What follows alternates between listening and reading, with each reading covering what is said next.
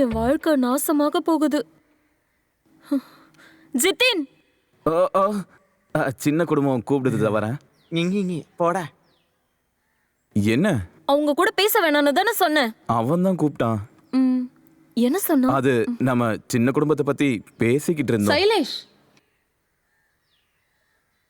என்ன சொல்லிட்டு நீ என்ன பேசுற? அவ ஹஸ்பண்ட் தான் என்ன கூப்பிட்டான். அவன் கூப்பிட்டா நீ பேசுவியா? அது டாக்டிக்ஸ் இல்ல என்ன காவியா. இல்ல, வாயை மூடு. இனிமே நான் அங்க போக மாட்டேன். ஓகேவா? அப்ப சரி. ஏ சைலேஷ், குட்டானா என்னடா இப்பெல்லாம் ஒன்னெல்லாம் வெளியில பார்க்கவே முடியல. உங்களை கூட தான் வெளியில பார்க்கவே முடியல. புதுசா ஒரு பொண்ணு வந்துருச்சுன்னு பார்க்க வந்துட்டீங்களா? பொண்ணா? அதோ அந்த வீட்டுக்கு தான் அவளும் புருஷனும் வந்திருக்காங்க. நான் அதுக்கு வரலடா. எனக்கு கல்யாணம் ஃபிக்ஸ் ஆயிருச்சு. ஐயோ, இது எப்போ? எல்லாம் மேட்ரிமோனியோட தயவால தான். கடவுளே. என்னடா? இல்ல, மழை எதுவும் வருதான்னு பாக்குறேன்.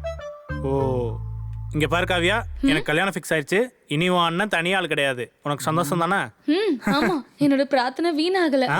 நீ ப்ரே பண்ணியா? ஆமா, நாங்க 2 பேரும் உங்களுக்காக ப்ரே பண்ணோம். 2 பேருக்கும் தேங்க்ஸ்டா. இப்போ என்ன சொல்றது? நம்ம நல்லா மாட்டிக்கிட்டோம். ஹலோ, புதுசா வந்திருக்கீங்கல்ல? ஆமா. என் பேரு குட்டன். அதான் என் வீடு. ஜிதின். மின்னு. ஜிதின் மின்னு. நான் அங்க வரேன். உங்ககிட்ட ஒரு விஷயம் சொல்லணும். அடுத்த தொல்லை வருதே. அவங்க கிட்ட எல்லாம் பேச வேண்டாம். அவங்களும் மனுஷங்க தானே காவியா. உஃப்.